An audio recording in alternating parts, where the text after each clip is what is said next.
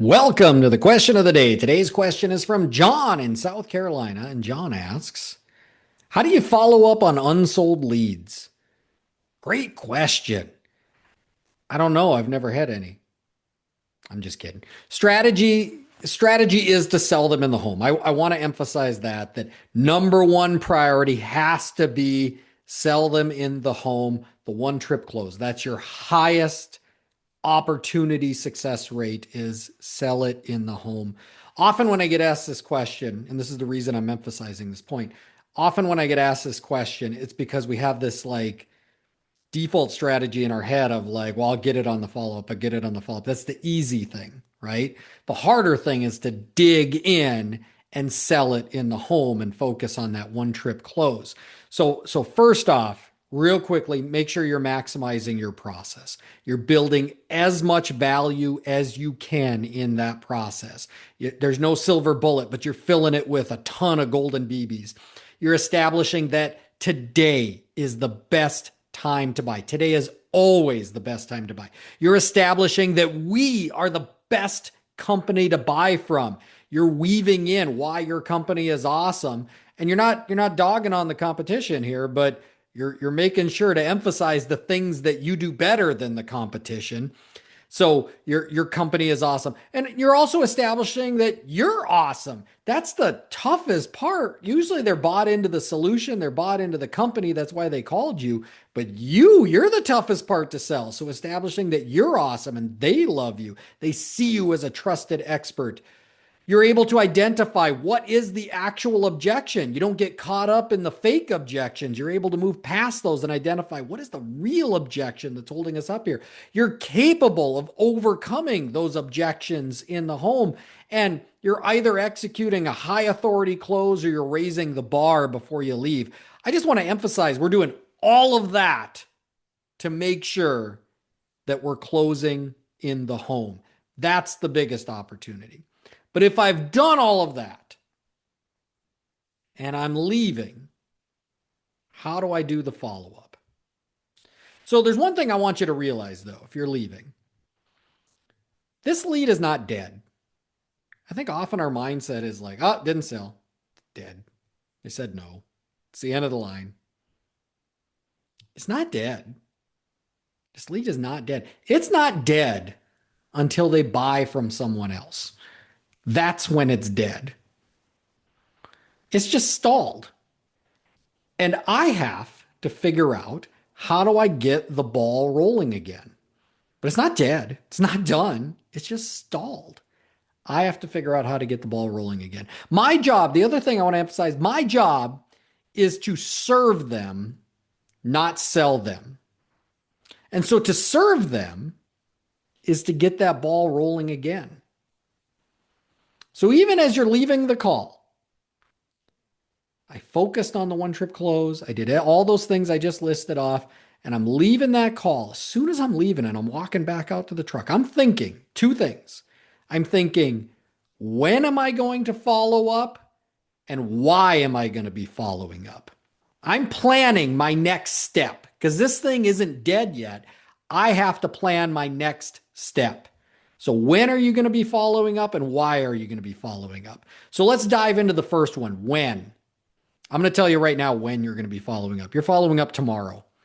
Regardless of what was said on the call, regardless of what you just set up, you're calling tomorrow. It's happening. That's your when. And the reason you're calling tomorrow is you have to stay in front of them. Okay. This thing isn't dead. You got to figure out how to get it going again. But there's a hot window here of about 24 to 72 hours. If they're going through the effort of calling a company, taking time off of work, time out of their day, they're having a stranger into their home, they're buying. It's just, are they buying from you? And if I'm leaving right now and they didn't buy from me, that means they're probably going to be buying from somebody else. So I got to stay in front of them. They will be shopping around. It's kind of like when I dated my wife, believe it or not. My wife, I mean, I am the total package here, but my wife did not see that right away. I think she needed glasses because she did not want to go out with me right away. But I didn't give up. I conveniently stayed in front of her. I would walk her to her car. I didn't want any of these other jokers cutting in front of me. And it worked out for me. She's my wife. We got two beautiful kids now. So, um, same thing here. 24 to 72 hours. There's a hot window, and there will be other companies. You have to stay in front. You have to stay relevant. Now, the other thing you have to consider is that there's a number of studies that show how many follow ups you have to do. Studies show you have to do 6 or more follow up attempts to get any kind of traction with a customer, to get this ball rolling again. 6 or more attempts. But there's studies that also show most salespeople do 1 or 2. There is a severe gap between the amount of follow up we actually do and the amount of follow up that's required to get this moving again. And we also want to think about mixing up the modalities. Like what is the type of follow up that I'm going to do? Texting has the highest response rate. That should probably be a priority. Phone calls are a close second. Emails are a distant third, but I don't want to forget about it either.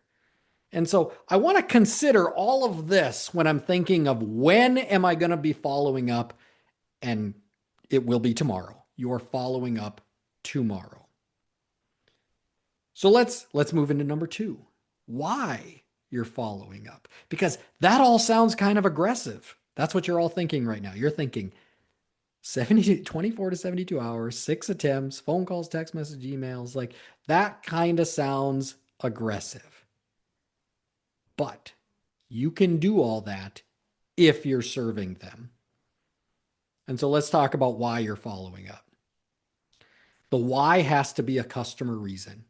If you have a customer reason, something that they care about, some kind of new information, some kind of added value, you can absolutely call them tomorrow. You can absolutely follow up 6 times in the next 72 hours.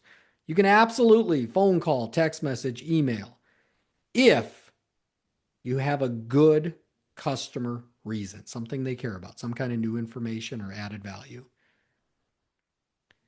My first sales job, I had to do my own follow-up, and I'm sitting there doing my follow-up, and it sounded something like, hey, this is Chris, just wanted to see if you had more questions, or hey, this is Chris, just following up. And my sales manager, he sat down right next to me, and he did not hold back. He said, man, you suck at follow-up. I was like, oh my God, why? As I wiped some tears off my cheek. Why? Why do I suck at follow-up? And he gave me the best advice ever. He said, you got to have a customer reason.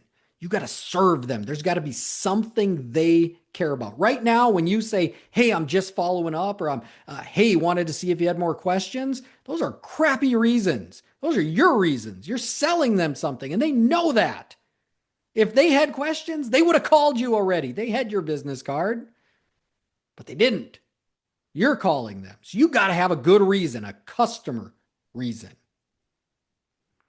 So you can follow up 6 or more times in the first 72 hours if you have this good customer reason. And that's what's going to get the ball rolling again, because you're serving them. So these customer reasons, like we should jump on a call and build this out so that you have this list of what are good reasons to be calling a customer. But these would be things like a promotion, a new promotion, an opening in the schedule, a discount tied to an opening in the schedule, a new option. Maybe there's a new option we haven't talked about, or financing. Financing works a variety of ways without changing the pricing, and on and on and on. There's a ton of reasons that would be new information to a customer. And think about how they would be receiving this phone call, right? If I call them up and I just say, hey, just following up, if you had more questions, they're going to say, nope. And they're thinking, I would have called you if I had questions. Stop trying to sell me, right? But if I called them and I said, hey, we got this great promotion. I thought of you guys right away. The promotion is da-da-da-da-da-da. They're going to go, oh, thanks for letting me know. I'm not saying they're going to buy. I'm not saying they're going to lay down and just buy right there. But worst case, they're going to say, hey, thanks for letting me know. By the way, I had a question, right? Now the ball's rolling again. That's what I want to happen. I want the conversation to pick up again. I want to get that ball rolling again. Now, even if, let's say you left the call let's say it's Monday and you left the call and the customer said, yeah, give me a call on Friday. So you plan this all out. You're going to follow up on Friday. That's when they wanted you to call them. Or even worse than that, they said, don't call me, I'll call you, right? Whatever that plan was for follow up, you can still call them tomorrow if you have a good reason. And I would address that, right? Like, so if they said, call me on Friday, I would say something like, hey, I know I said I was going to call you on Friday, but we got a new promo and I thought of you guys right away. Da-da-da-da-da. Explain what the promo is. If I do, I'm serving my customer. They're not going to get mad at me because I didn't call them on Friday and I called them the next day instead. I addressed that. And then I gave them the reason. And they're going to go, oh, well, thanks for letting me know. Worst case, they're going to say, thanks for letting me know. Best case, they're going to say, hey, actually, yeah, we were chatting, blah, blah, blah. And it's going to get the ball rolling. That's what we're trying to do there.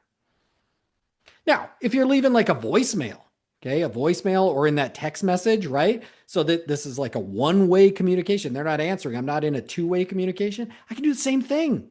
Have that great reason, but don't give them all the information. I don't want to give them all the information because if I give them all the information, now I'm just waiting for them to respond. I want to give them a reason to call me back. So give a partial reason that you're calling, but not the full reason. So that would be something like, hey, we had an opening in our schedule. My boss, he's even willing to discount to fill that spot. I thought of you guys right away. But I didn't say when the opening was. I didn't say how much the discount was. They're going to call me back if they're interested. But if you have that customer reason, that's your why to call. So to structure follow-up, when am I going to follow up? Tomorrow. Why am I going to follow up? A good customer reason. But the reality is, close it in the home. Good follow-up, realistically, is going to get you about 10% more sales if you have good follow-up. It's not something, this isn't the main course. I'm not getting the majority of my sales on follow-up. I mean, if you are, that means you're not closing enough in the home. This should equate to about 10% additional sales if I'm doing good follow-up. This is really the difference between good and great. But figure this out for yourself. What would an additional 10% do for you? What would that do to your paycheck? What would that do for the company? This is the difference between good and great. That's today's question of the day. If you're enjoying question of the day, follow, share, give a rating. Question of the day is on major streaming platforms. If you have a question, reach out to me on social media or email. Both are going to be listed below in the show description. Let's get your question answered. And if you're a Nextstar member, schedule a call with me. Let's get this addressed one-on-one. Get very specific to your situation. Let's build up those reasons you'd be calling a customer. I'm Coach Chris. We'll see you tomorrow.